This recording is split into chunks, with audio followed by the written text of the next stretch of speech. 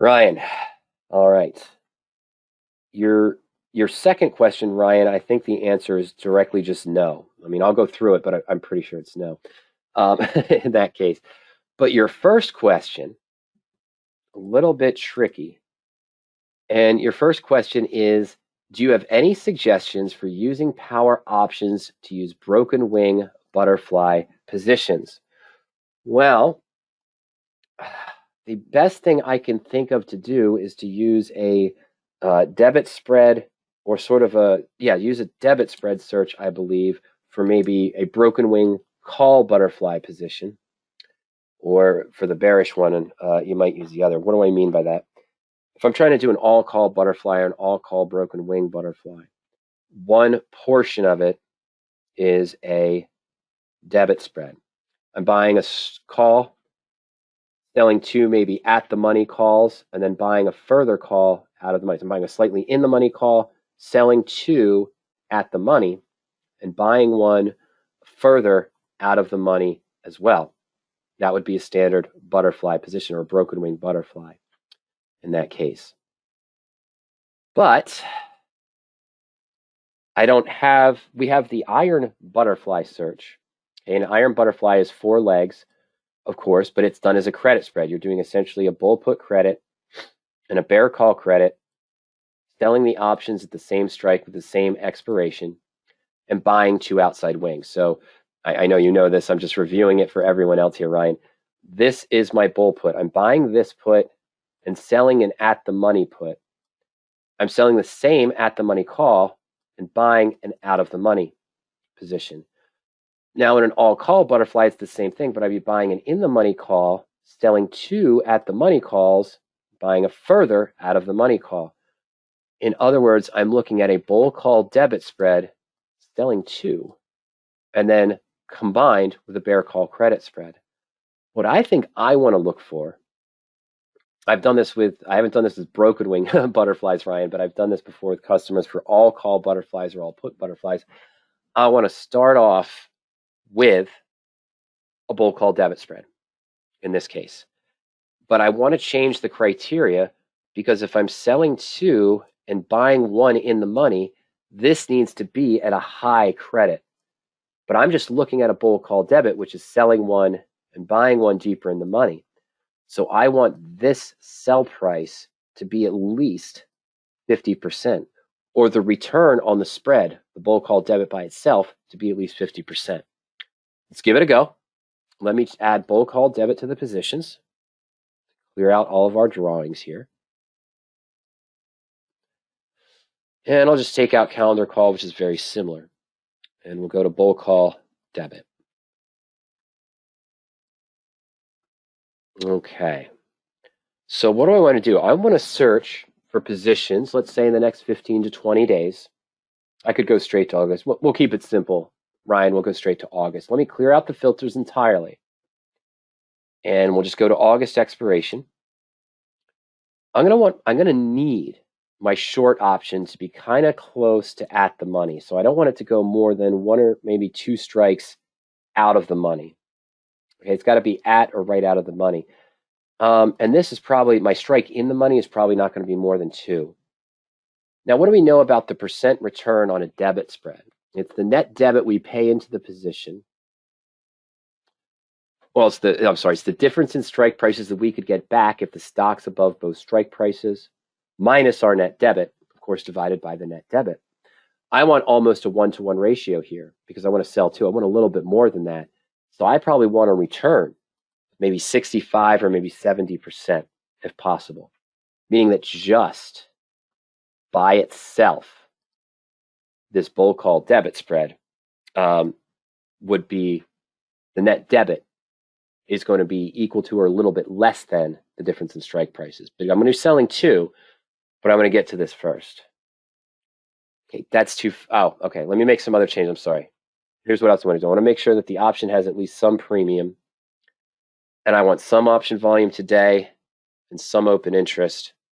And you probably don't need to do this. I'd probably avoid stocks that have an earnings between now and expiration. I just want to make sure that there's reasonable positions that come up.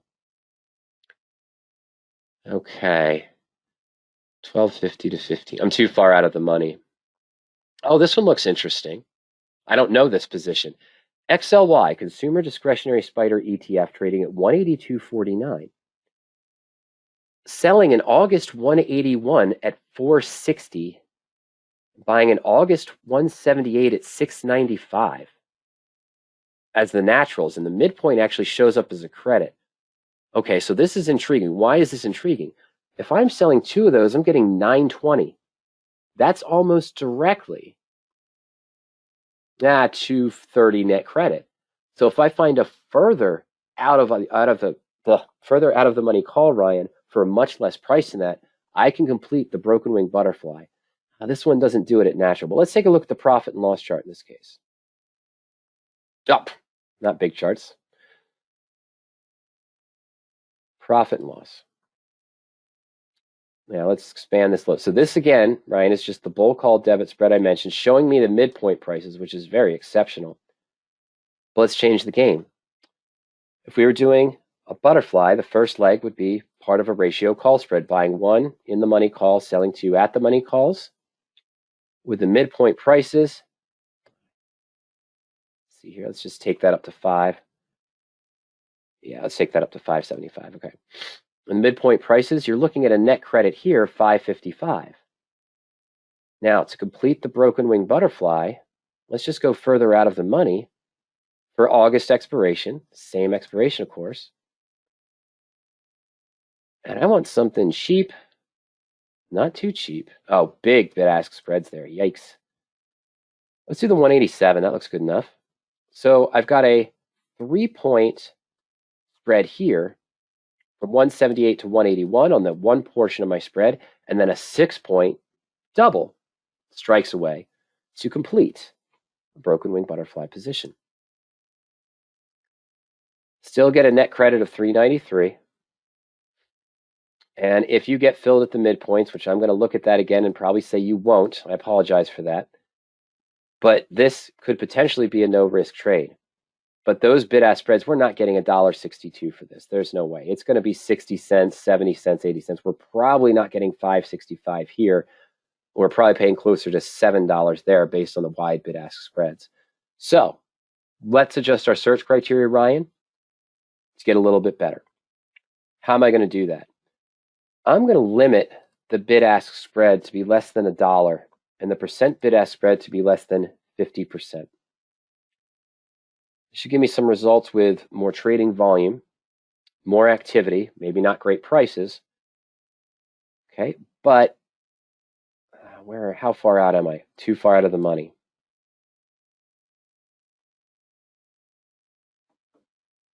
Yeah, I'm trying to stay. Let me do this. We're going to go right at the money. I'm going to keep the same criteria. Sorry, Ryan.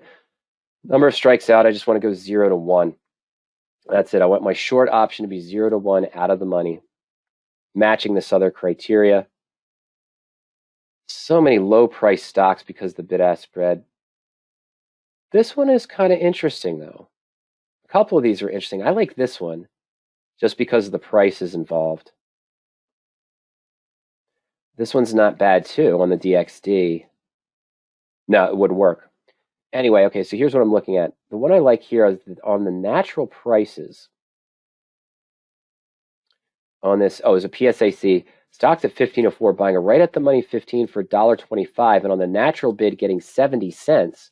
I'm already getting a 25-cent net credit, selling 2 and buying 1. Midpoint's going to be slightly different. No, it's going to be the same. Okay, so we're going to sell 2 and buy 1.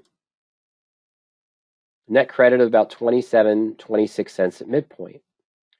Extend it out. Yep, 22.50. Ooh, that's still too high, isn't it? Yeah. The 30 would be good. Yeah. So this is the complication here with this. You see what I'm going through, but that's a starting point. That's how I've used it in the past to find all call butterflies. There's a no cost one, but it still has the loss to the upside in that case. A no cost, a profit to the downside with the midpoint prices that I use there, but it's rides break even all the way down to 0. And then, of course, you get that profit and loss up there. Small window there. What is our real break evens here? The last 2 break evens. Yeah, 15 and 20, not too bad. The stock trading at 15.04, essentially a break even from there on out. That's how I would approach it. I know it's not clear, Ryan. I know it's a little bit complex, but I'd use debit spread as a starting point, looking for that higher return that we wanted to see, 70, 75% or higher, looking for the sell option to be close to right at the money, maybe a little bit out of the money, maybe a little bit in the money, depending on what you're looking for. But then you'd have to manually create the rest of it using the profit and loss chart. And your follow-up question, does PowerOptions have access to the VWAP, the volume weighted average price? No, as far as I know, we do not. We don't have access to that data. It's not in the data feed that we receive for the general options, and I don't think it's available in other sources. Ryan, I'm writing that down right now to talk with the programmers, the VWAP available through our services that we get, or can we calculate? I'm not sure if we could calculate that or if that'd be something we'd have to get directly. Just being honest with you right now, I know we don't have it available. I know it's not in the system that we get from our data feeds as well. I don't know if we could calculate it, but we'll look into it for you, Ryan, to see what we can come up with the VWAP, the volume weighted average price.